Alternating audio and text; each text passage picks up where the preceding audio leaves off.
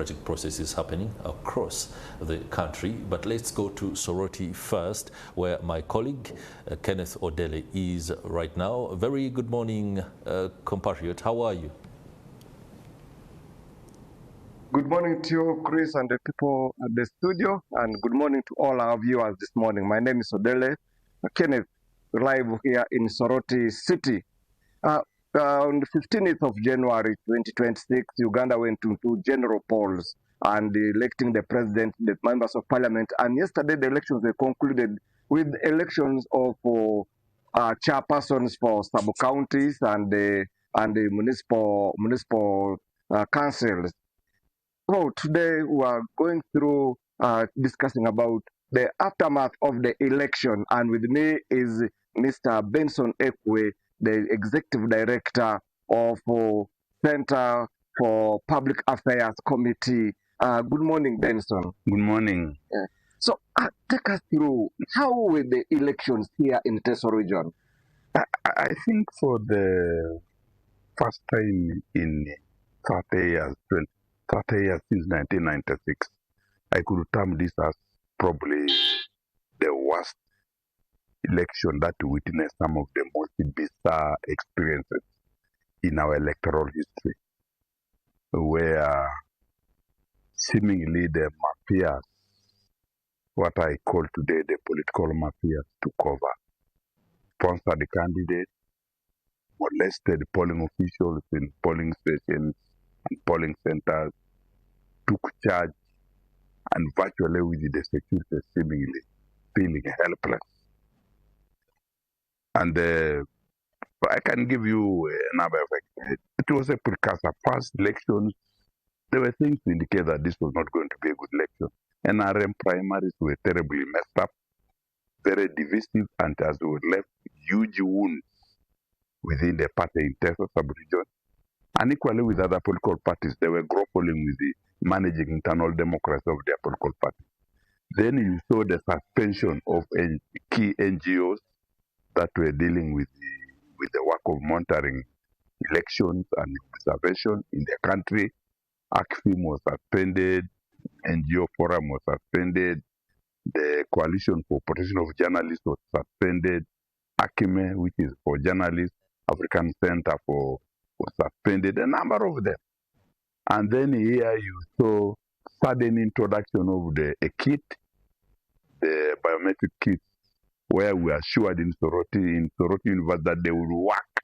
I remember the EC official, I asked a question, they said they will work, they have to work, and they must work. There was even a crafted law within, quickly by a Minister of Justice, that anybody who failed to use or messed it up would go to jail.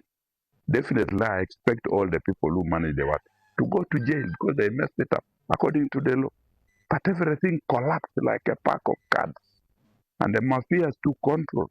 So your organization was also not accredited to cover the election, so to monitor as you used to do.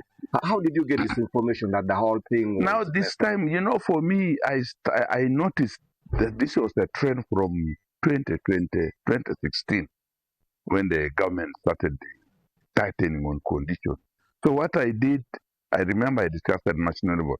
We decided now to have our staff, our activists,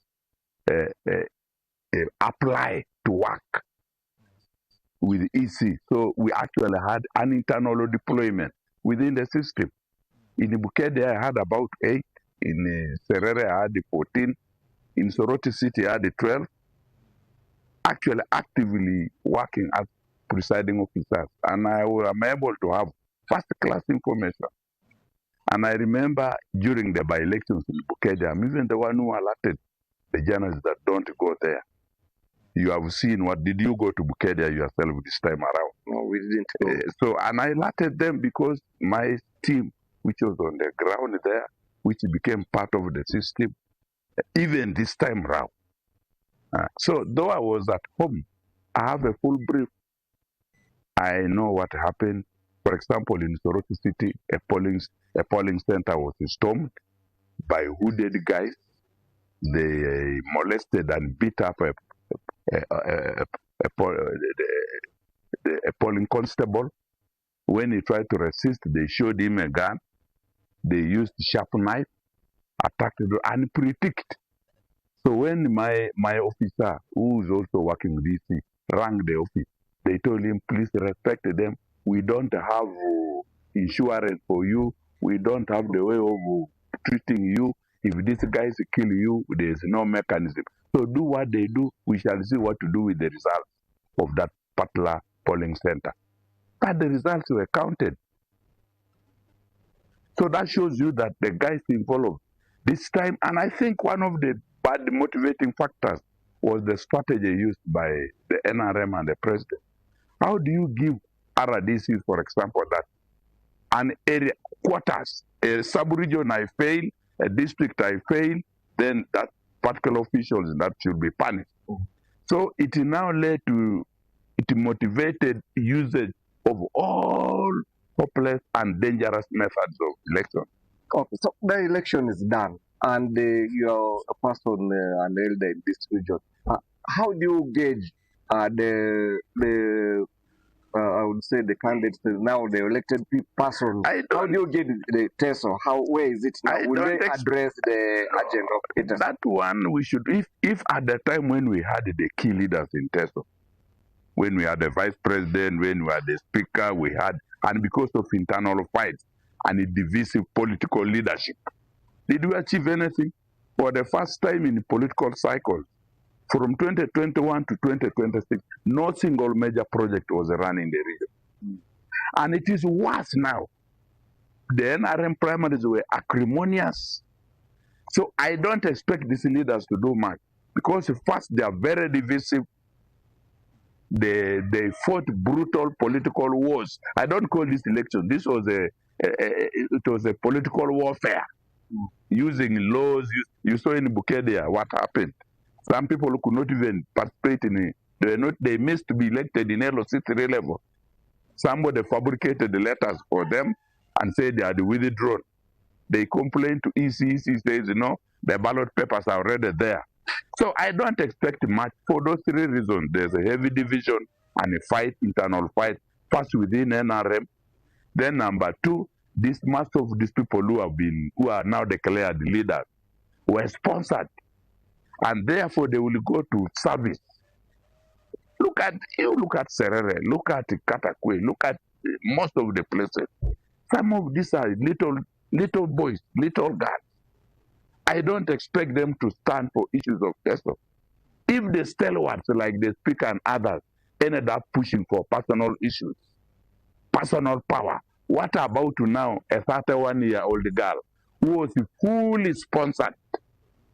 Do you expect them to achieve anything? So the second reason is that sponsorship.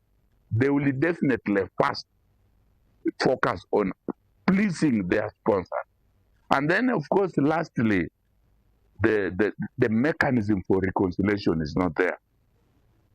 You have weakened civil society, religious leaders and cultural institutions are heavily compromised. Who is going to step in to reconcile? So because of this heavy division, this will just pass. And I think this time, countrywide, we are in the situation where Kenya was in 1987. In 97, it was a transition election where Moi was getting out. And they say in the history of Kenya, that was the worst period when Kenya had many things. Thank you very much, Mr. Benson, for your time. And thank you all our viewers. I hand you to my colleague Julius Ochen in Lira City to give us the update of what is